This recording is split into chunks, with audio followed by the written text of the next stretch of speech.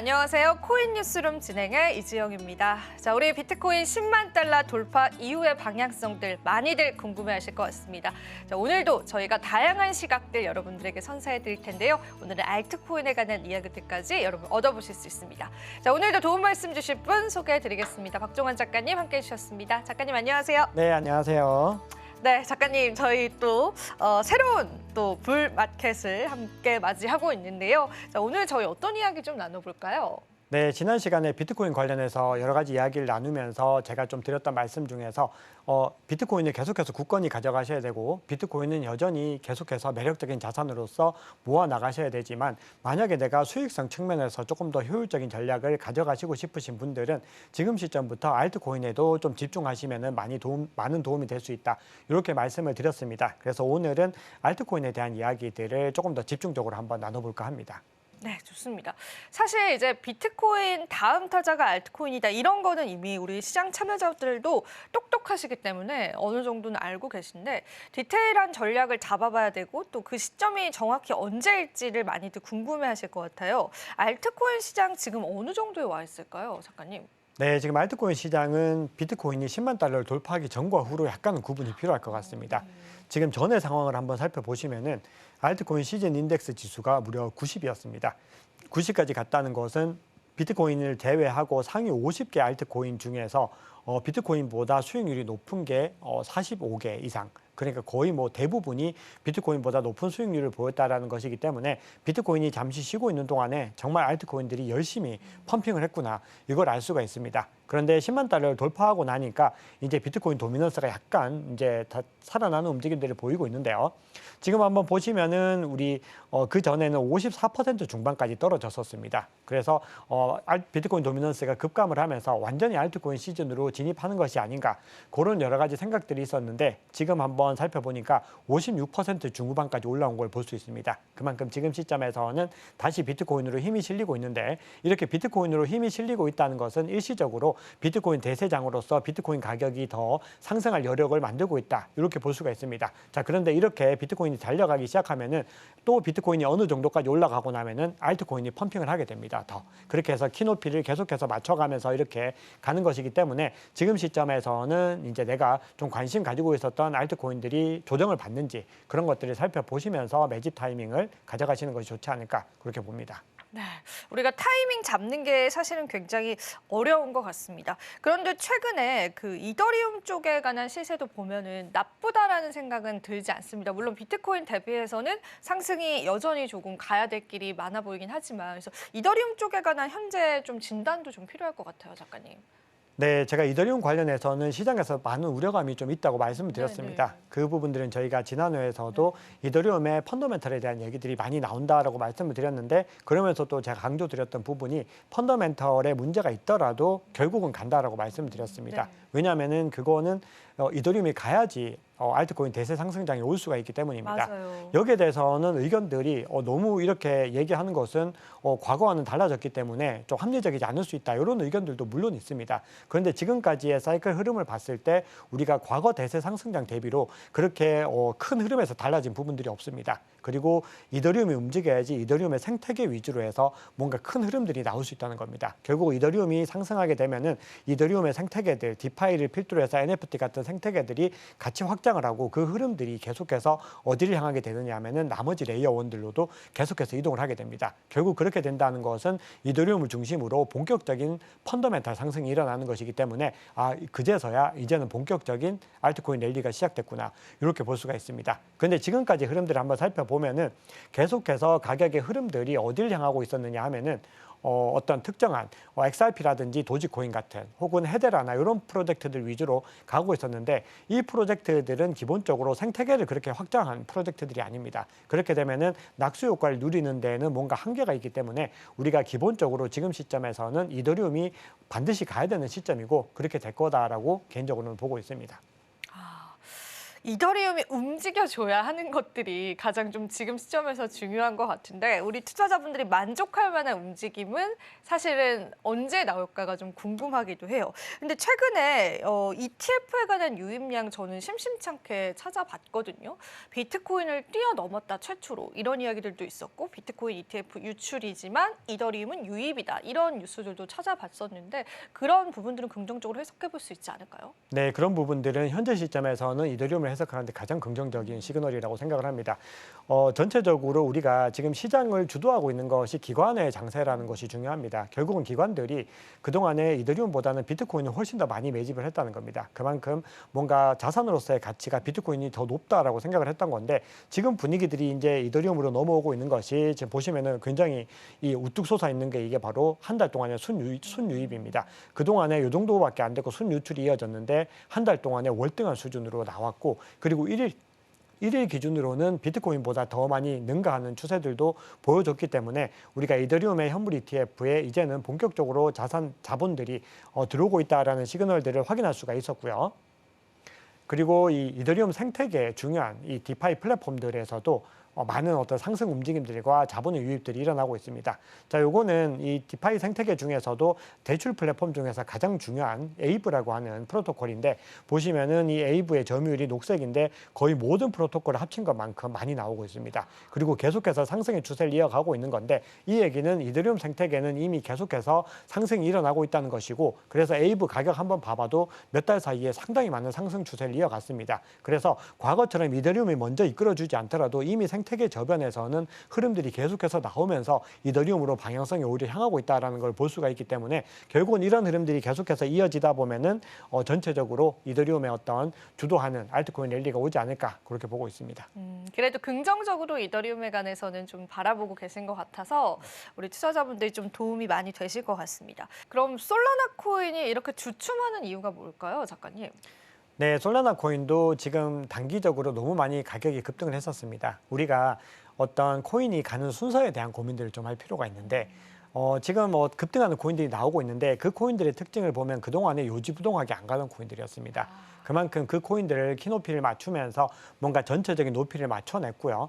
그 전까지 솔라나 같은 경우는 많은 상승들이 있었죠. 가장 어떻게 보면은 좋은 수익률을 거뒀었고 그리고 전고점도 빠르게 돌파를 했었기 때문에 우리가 지금은 이제 전고점을 돌파한 직후에 숨고르기를 하고 있다 이렇게 보시는 것이 가장 맞습니다.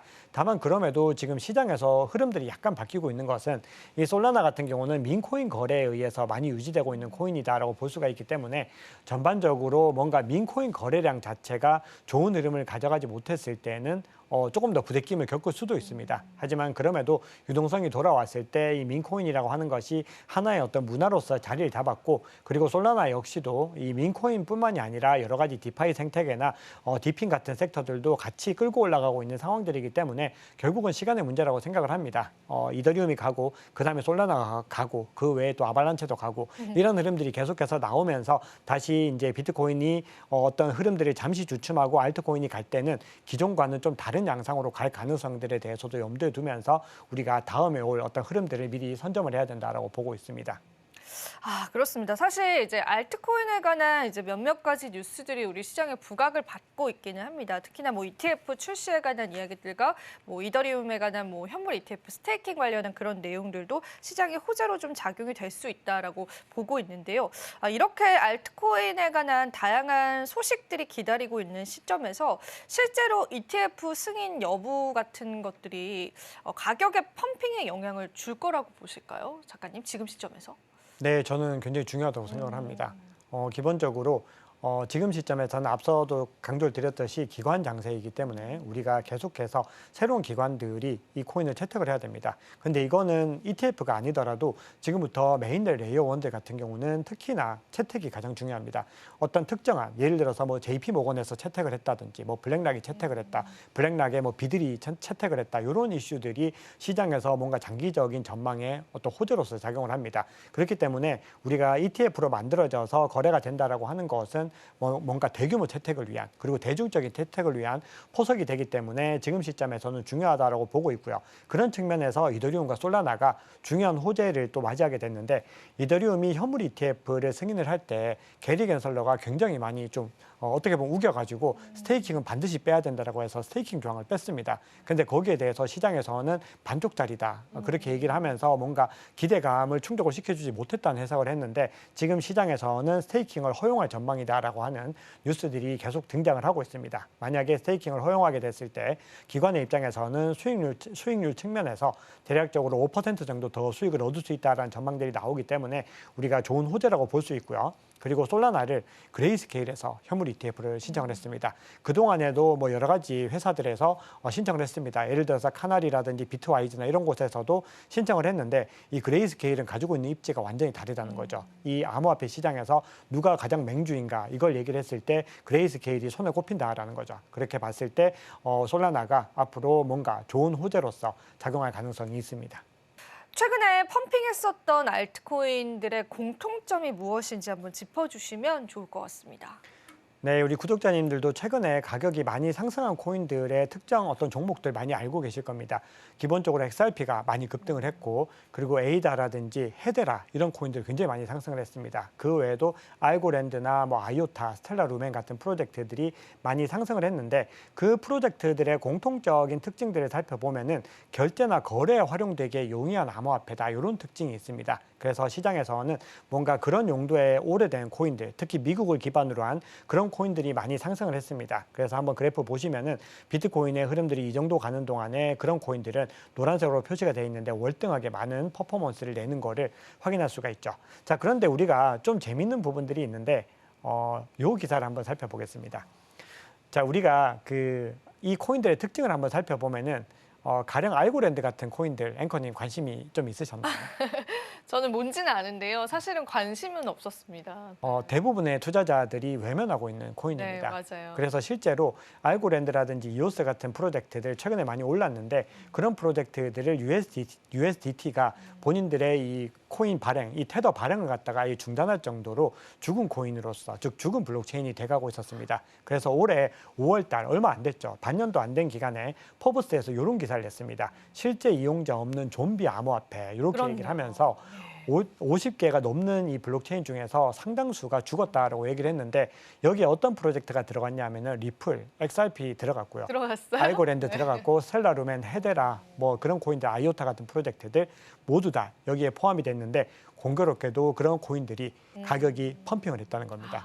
근데 거기에는 첫 번째 이유가 있는데 ISO 20022라고 하는 규정이 있는데 이게 이 국제 어떤 금융 거래에서 뭔가 메시지 규정 같은 겁니다. 그래서 이 스위프트라고 하는 국제 전산망에서 국제 결제 시스템에서 채용하고 있는 뭔가 그런 ISO 규정인데 이 규정을 갖다가 XRP나 카르다노, 퀀트, 뭐 알고랜드 이런 코인들이 준수하고 있기 때문에 이 코인들이 결국은 전통금융과의 융합에서 사용성이 크게 늘어날 것이다. 전통금융에 흡수가 돼서 굉장히 많은 활용들이 일어날 것이다라고 하는 내러티브들이 증가했습니다. 그런데 이 내러티브에 대해서는 시장에서는 기본적으로는 사실이 아니다. 라고 이야기를 하고 있고 결국 아직까지는 내러티브에 의한 상승이다라고 볼 수가 있는 거죠. 자, 그런데 여기서 더 중요한 부분들은 이거는 이제 개인적인 생각인데 그럼에도 불구하고 결국은 이런 코인들이 포장이 돼서 올라갔다라고 하는 것은 고래들이 어떤 전략들을 가져가는지를 좀 명확히 알 수 있는 대목이 아닐까 생각을 했습니다. 어떤 대목이냐 하면은 우리가 이더리움이 상승하고 솔라나가 상승하고 이거는 다 예측하고 있는 거죠. 네. 누구나 다 이 코인들 올라갈 거야. 가령 최근에 뭐 수이 앱토스 얘기 많이 나오니까 수이 앱토스도 올라갈 거야. 라고 생각을 했는데 알고랜드 올라갈까? 누가 올라갈 거라고 생각을 했을 것이며 그 외에 뭐 스텔라 루멘은 이런 프로젝트들도 대부분은 시장에서 대중 관심에서 멀어지고 있었는데 이 코인들을 이용해 가지고 고래들이 어마어마한 펌핑을 했다는 겁니다. 그래서 저는 이 부분에 좀 주목을 했습니다. 시장에서는 왜 이렇게 오래된 코인이 상승하냐? 거기에 대해서 원인을 갖다가 오래됐기 때문에 토크노믹스적으로 락업 해제 물량이 적고 뭔가 커뮤니티가 잘 갖춰졌다라고 하지만 커뮤니티는 솔라나가 비교할 수 없이 잘 갖춰져 있죠. 네. 그렇기 때문에 우리가 그런 측면으로 봤을 때는 뭔가 좀 의도적인 어떤 트럼프 당선 이후에 어떤 그런 내러티브들이 아니었을까 그런 생각들을 하면서 하나의 교훈을 얻게 됐는데 앞으로도 뭔가 크게 펌핑이 될 수 있는 종목은 지금 현재 시점에서 사람들이 크게 주목하지 않고 있는 프로젝트가 될 가능성이 높다는 겁니다. 그게 이제 고래들이나 어떤 세력대 입장에서 좀 들어올리기 쉬워서 그런 걸까요? 원하는 패턴대로? 왜냐하면 지금까지 가격이 상승이 안 됐기 때문에 저가라는 겁니다. 아, 저평가된 구간에서 지금부터 펌핑해서 갈 수가 있는데 나머지 코인들이 미리 계속해서 상승한 코인들은 고래들이 들어가서 올리기에는 이미 너무 많이 올랐다는 거죠. 그래서 단기적으로 4배, 5배, 10배를 올리기에는 너무 많이 무리가 있는데 이런 코인들은 계속해서 움직이지 않고 있었고 바닥에서 계속해서 있었고 포브스는 실제 이용자 없는 좀비 암호화폐다라고까지 그렇게 공신력 있는 언론에서 얘기를 했는데 그런 것들을 보란 듯이 어떻게 보면 약간 비웃기라도 하듯이 네. 우리는 완전히 달라. 전략 자체가 달라라고 하는 것을 좀 보여주지 않았나라고 지극히 개인적인 생각인데 그런 생각들을 좀 하게 됐습니다. 그렇네요. 그러면 이제 사실 우리가 좀비 코인이다라고 하는 이용자가 없었던 코인들이 최근에는 유동성을 나타냈다라는 부분에서 뭐 그들의 의도도 좀 파악을 해볼 수 있을 것 같아요. 그런데도 리플은 좀 다르지 않을까 싶어요. 리플은 충분한 어떤 시장의 호재거리를 가지고 있잖아요. 리플 코인 최근에 어떻게 보세요? 정말 무섭게 오르던데요, 작가님? 네, 리플이 오늘 조금 이제 조정을 조금 조정을 받았는데 조금 받았죠. 그럼에도 지금까지 급등한 것에 비하면 너무 가격 방어를 잘하고 있습니다. 자, 그런데 제가 이 좀비 암호화폐라고 이렇게 말씀을 드렸는데 사실은 이 움직임들이 내러티브에 의한 부분들이 트럼프 임기 이후로도 이어질 가능성이 있느냐에 대한 부분들은 그럴 가능성이 충분히 남아있다고 생각을 합니다. 그렇기 때문에 지금 펌핑이 됐다고 해서 이 코인들은 이제 뭐 다 올라갈 때까지 올라갔구나 그렇게 생각하시는 건 또 위험한 발상일 수 있습니다. 그렇기 때문에 우리는 조정 구간들을 바라보시면서 이 코인들이 어떻게 펀더멘털이 바뀌는지를 한번 지켜보셔야 되는데 그 중심에는 기본적으로 XRP를 중심에 두고 좀 보셔야 되는 부분들이 맞는 것 같습니다. 지금 XRP 같은 경우는 여러 가지 호재들이 많이 있습니다. 지금 여러 가지 호재들이 있는데 그중에서도 중요한 호재들은 결국은 규제 이슈가 많이 해결이 되었다라고 하는 부분들을 들 수 있습니다. 그리고 SEC 위원장이 바뀌자마자 이 트위터에서 가장 환호했던 사람들이 누구냐 하면은 이 XRP의 이 리플의 CEO이죠. 브래드 갈링하우스가 포스팅을 하면서 너무나 원하는 대로 시나리오가 되어 간다라고 얘기를 했는데 결국 그 얘기는 SEC와의 소송에서 합의에 이를 수 있을 가능성이 높아졌다는 겁니다. 그렇게 봤을 때 이 XRP에는 호재가 많이 전해지고 있고요. 그리고 스테이블 코인 발행과 관련된 부분들이 있는데 이게 원래는 오늘 이제 승인이 될 것이다.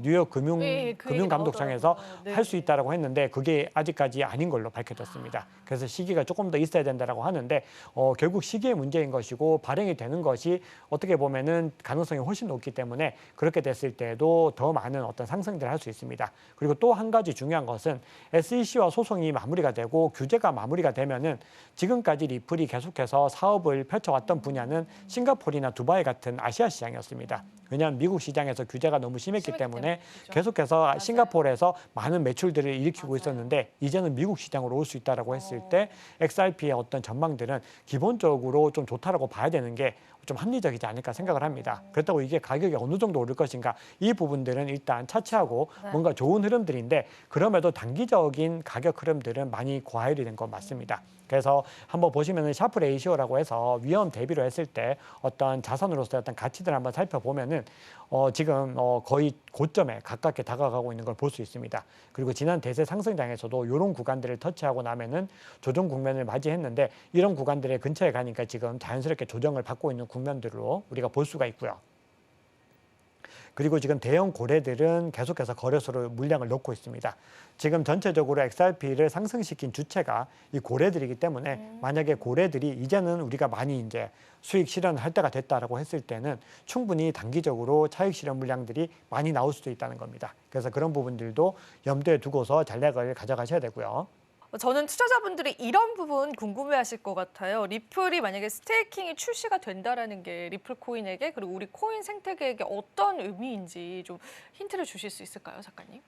네, 만약에 리플에서도 스테이킹이 만약에 허용이 되고 그리고 전체적으로 뭔가 어떤 변화의 흐름들이 나온다라고 했을 때는 XRP 유저들에게는 좀 좋은 시그널이라고 볼 수 있을 것 같습니다. 왜냐하면은 지금 현재 시점에서 XRP에서 가장 중요하게 봐야 되는 거는 과거에는 리플하면 그냥 국제 송금 이런 컨셉이었습니다. 맞아요. 그냥 리플하면 딴 건 없고 국제 송금. 송금. 그런데 우리가 생각을 해보면은 국제 송금 시장에서는 스테이블 코인도 너무나 많이 성장을 했고 그렇죠. 그 외에도 여러 가지 프로젝트들이 있기 때문에 만약에 그 경쟁 구도만 가지고 갔을 때는 XRP가 갈 수 있는 한계들도 분명히 발생할 수가 있습니다. 그러다 보니까 XRP에서도 이 리플에서도 그런 한계점들을 잘 가지고 있기 때문에 뭔가 다른 전략들을 가지고서 수익을 다변화하려고 하고 있는데 그 일환이 바로 XRP 레저를 계속해서 성장시키는 겁니다. 이 XRP 레저가 바로 이더리움이나 솔라나 같은 네임넷입니다. 그래서 XRP 레저가 성장하기 위해서는 더 많은 사용자들이 들어와야 되고 더 많은 개발자들이 들어와야 되는데 그런 과정에서 스테이킹 같은 조항들이 만들어지고 그런 기능들이 만들어졌을 때는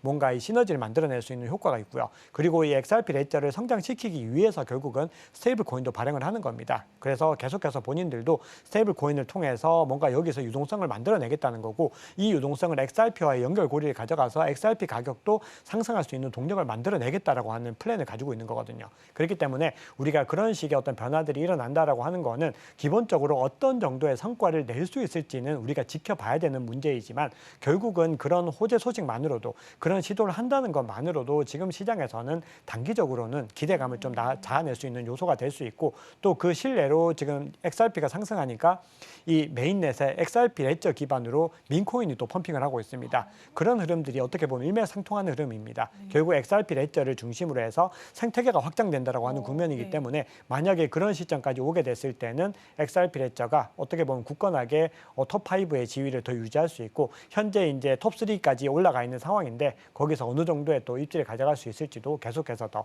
증명을 해낼 수 있게 됩니다. 그러면은 이런 부분도 좀 궁금해질 것 같아요. 테더를 위협할 수 있을까? 만약에 이제 스테이킹으로 출시가 되고 성장을 하게 된다면 테더의 입지는 어떻게 되는 걸까?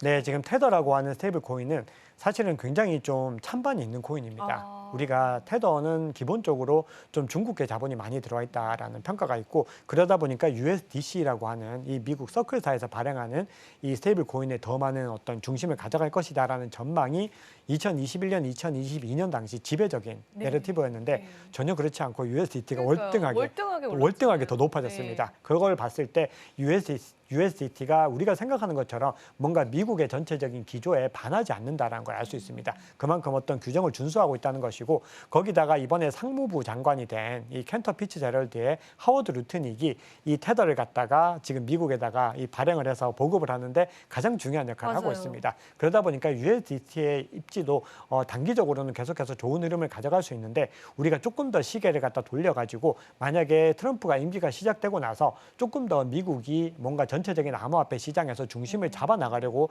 시도를 하게 됐을 때 어떤 그런 흐름들이 나왔을 때는 우리가 어떤 코인들, 어떤 스테이블 코인이 조금 더 무게감을 가져갈 수 있을까를 생각해 보면은 아무래도 미국에 기반을 둔 스테이블 코인들을 좀 인위적으로 성장을 시킬 가능성이 열려 있습니다. 그러다 보니까 지금 시장에서는 백악관의 이 신설 부서의 수장으로 뭐 브래드 갈링하우스가 될 것 같다. 이거는 아직까지 순수하게 루머이지만 이런 얘기들이 나오고 있는 것이고 그리고 도지코인의 이 일론 머스크와 더불어서 카르다노의 찰스 호스킨슨 그리고 그렇죠. 그리고 브래드 갈링하우스까지 계속해서 서로 트위터를 통해서 하고 있는 움직임들이 밝혀지다 보니까 시장에서는 그런 것들을 좀 더 많이 기대를 하고 있고 그러다 보니까 결국은 XRP의 이 결과는 정말 아직까지는 순수하게 지켜봐야 되지만 그래도 기대를 해볼 만하지 않을까 그런 생각을 합니다. 그런 관점에서 본다면 이제 미국 정부가 나서서 XRP를 키워줄 수도 있는 그런 환경도 마련이 될 수 있겠어요. 네, 그런데 이제 제가 이제 XRP에 대해서 너무 좀 좋게 얘기하는 것 같은데, 근데 이게 좀 조심하셔야 되는 것들을 늘 이제 마지막으로 강조를 드리는데, 그럼에도 제가 말씀드린 모든 것들이 펀더멘탈과는 상관이 없다는 겁니다. 모두 다 내러티브이고 기대이고 이렇게 될 것이다, 이렇게 될 것 같다라는 관점이기 때문에 우리가 그것들에 대해서 내가 확고한 믿음이 있으면은 들어가는 거고요. 만약에 그렇지 않을 때는 이 내러티브가 펀더멘탈로 어느 정도 바뀌었는지를 확인하고 들어가셔야 됩니다. 그래서 결국은 투자의 관점은 그런 것 같습니다. 만약에 그 믿음으로 먼저 들어가게 됐을 때는 리스크를 뭔가 안고서 투자를 하는 것이기 때문에 뭔가 과실이 더 클 수 있지만 리스크도 같이 큰 것이고 만약에 조금 더 기다렸다 들어가게 됐을 때는 조금 더 안정적이겠지만 수익률에서는 조금 부족할 수 있다는 거죠. 그래서 결국은 그런 관점은 본인이 가지고 있는 투자 성향에 달려 있다고 생각을 합니다. 네, 좋습니다. 자, 오늘 또 알트코인에 관한 하나하나 분석들까지도 들어봤고요. 오늘 또 좋은 말씀 주실 작가님과 인사드리면서 보내드리도록 할게요. 작가님, 오늘도 고맙습니다. 네, 감사합니다. 네, 코인 뉴스룸 저희 열심히 또 챙겨봐야 할 이슈들 많은 시장입니다. 저희가 다음 시간에도요, 더 알찬 정보들로 여러분들에게 도움 드리도록 할게요. 오늘은 여기서 인사드리겠습니다. 오늘도 시청해주신 여러분 고맙습니다.